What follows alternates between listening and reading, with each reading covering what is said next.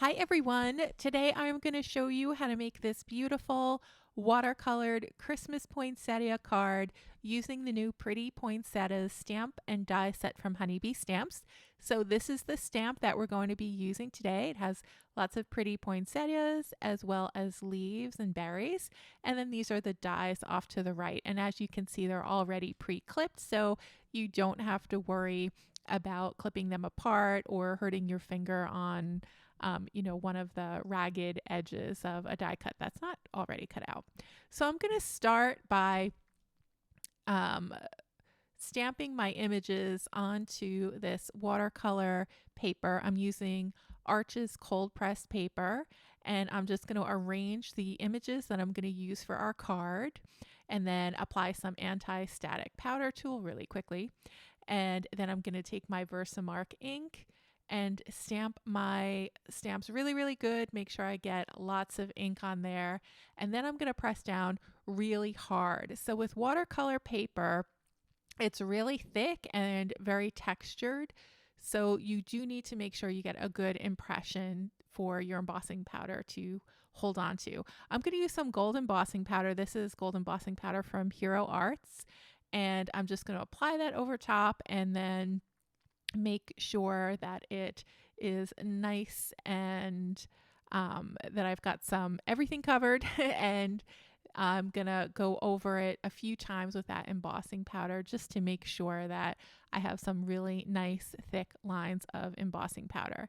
Then I'm gonna heat set it with my heat tool. So I heated up the heat tool for about 20 or 30 seconds before using it to make sure it's good and hot by the time I apply it to the paper.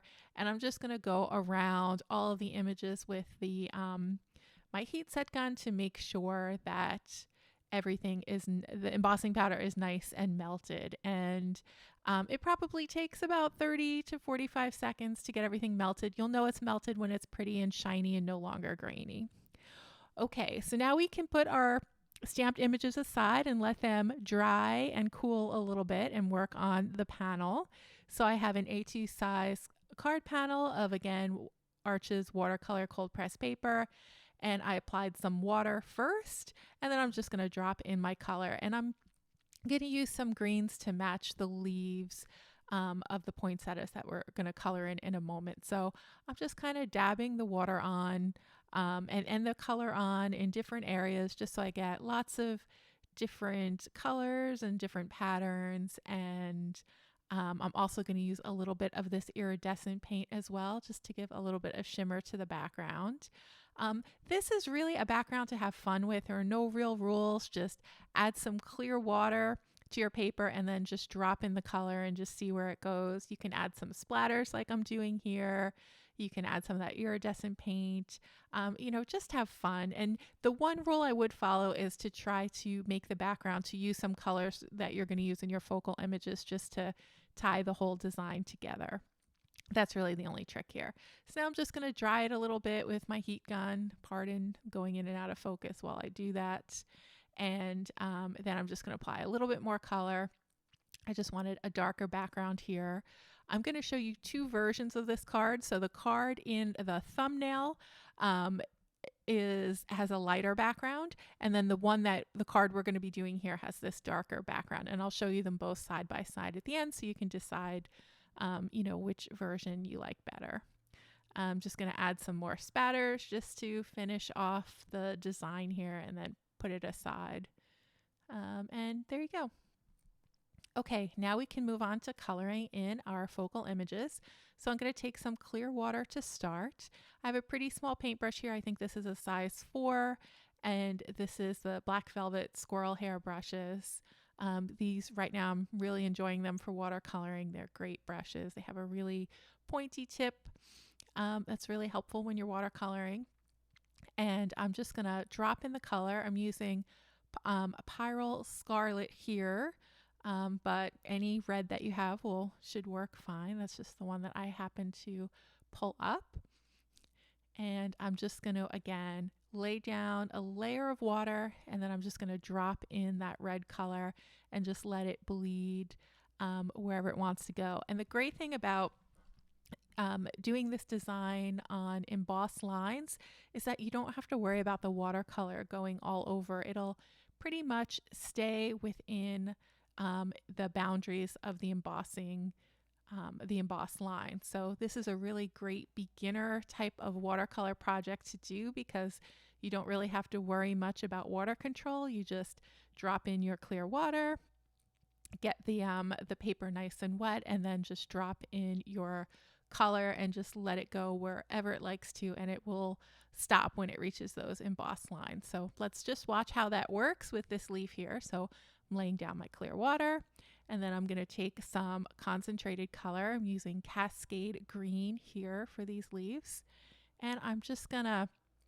drop it right in just like that, and it just kind of magically goes to where it wants. It just follows the path of the water, and I'm just going to let that sit and then do that again with these leaves.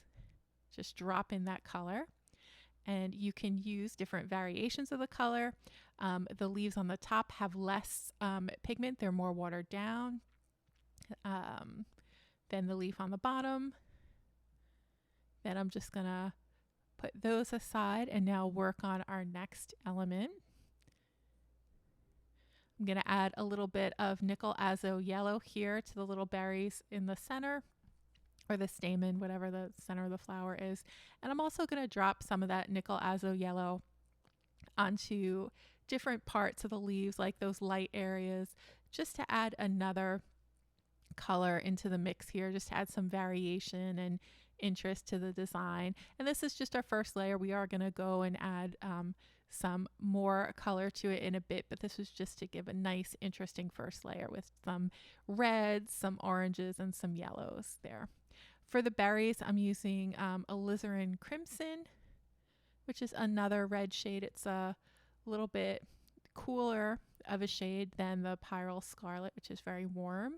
And I'm just going to add that right to the centers of these berries here. Real simple. There's no shading or anything. You just drop in a little bit of color, and then we'll just let that dry. I'm going to use that. Actually, now this is Perylene Maroon, which is the color I'm going to use for our shading on our poinsettia. And I'm just going into the areas that are kind of beneath other leaves. So those are the areas where you might see a little bit of shadow. And then around the little center there, I'm adding a little bit of shading too around those areas. And then I'm just going to let it bleed out. So my paper it's probably about half wet at this point. So the paint has a little bit of room to kind of bleed, but not much.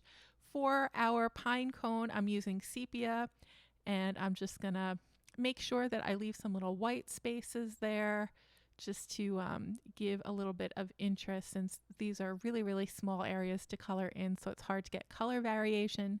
So to get the variation on the pine cones, I just left some areas dry so that the paint won't bleed into those areas. So that's a little trick to do if you're working with a really, really small die cut section. Now I'm adding my second layer to the leaves there, just a little bit more of that Cascade Green. And now I've let everything dry, and now I am adding some darker sepia tones to the edges of those little pine cone leaves or needles. And I'm just going to pull it out with a little bit of clear water in a second, just to blend it to the background.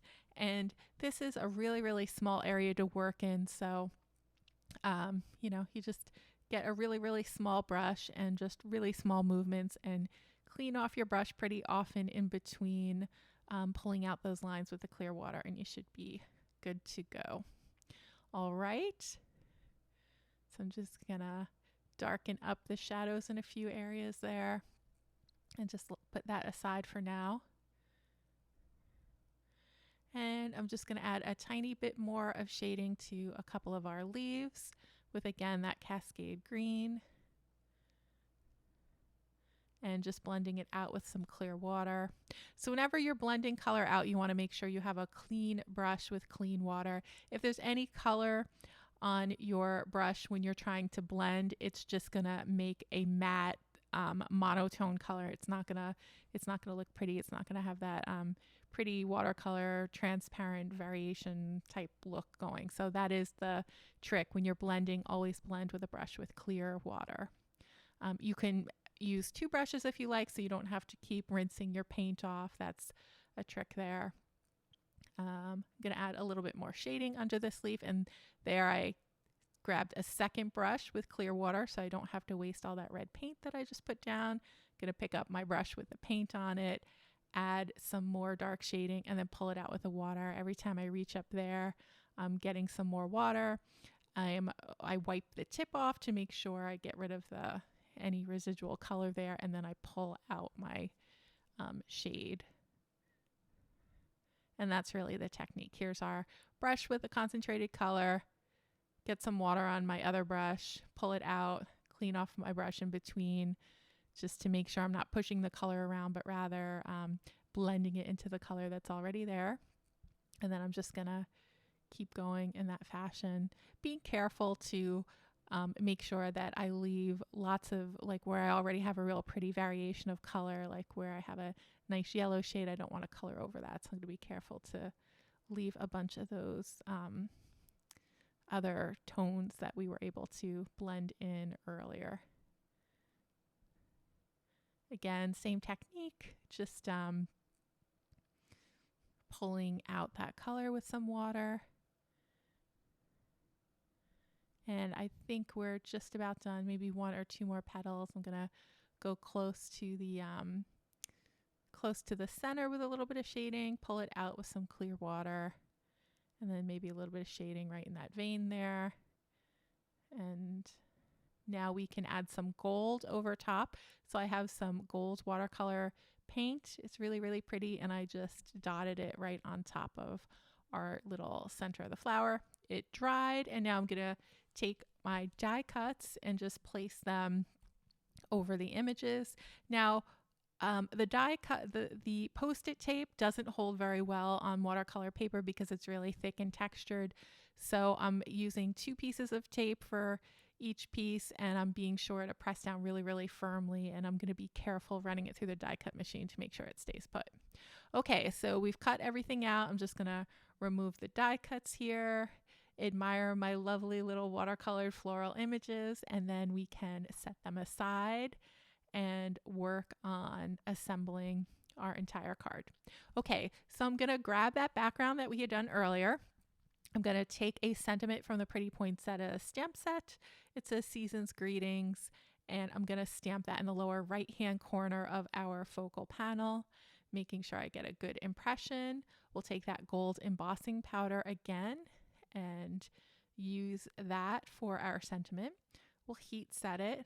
I just love, I love gold sentiments for Christmas, gold or silver. Usually when I'm doing sentiments, I'll always use white and black. I just find that they pop really, really well and better than other shades. But for Christmas, that's when I get really decorative with the metallic embossing powders. So I'm going to pop up that panel onto some foam tape, and I'm applying that to a fog card base. So I did cut this panel down so that it's 4 inches by 5 1/4, and that is an A2 size card base, meaning it is 5.5 inches by 4 1/4. I'm going to apply some liquid adhesive to our little die cuts that we're going to adhere directly to our watercolor paper. And I'm doing that because, again, adhesive doesn't stick very well to watercolor paper, so you do want to make sure you have a really, really strong adhesive. So that's why I'm using the liquid adhesive instead of tape runner. And here I've popped up our center flower with some foam tape, and that is going to stick really, really well. And then I'm just going to stick in our little images underneath it directly to the card base. Again, there's some liquid adhesive on the backs of them, and I'm only applying the adhesive to the part that's going to stick underneath the flower, just so that the little berries can stick up a little bit from the card and just give a little bit of dimension to the design. And I love how those little berries just fit in perfectly into the little nooks and crannies on our flower. And that is going to complete our card. So here is our pretty poinsettias card, perfect for a Christmas card or a holiday card. And I just love that watercolored look. Here is the card from the thumbnail of this video. So as you see, it has a lighter background and the coloring is a little bit lighter as well. So I'd love to hear from you in the comments which version you prefer and which products from Honeybee Stamp's new holiday cheer release that you love the most and you're most looking forward to getting. All right, thanks so much, everyone. Have a great day, and I will see you again soon in the next video.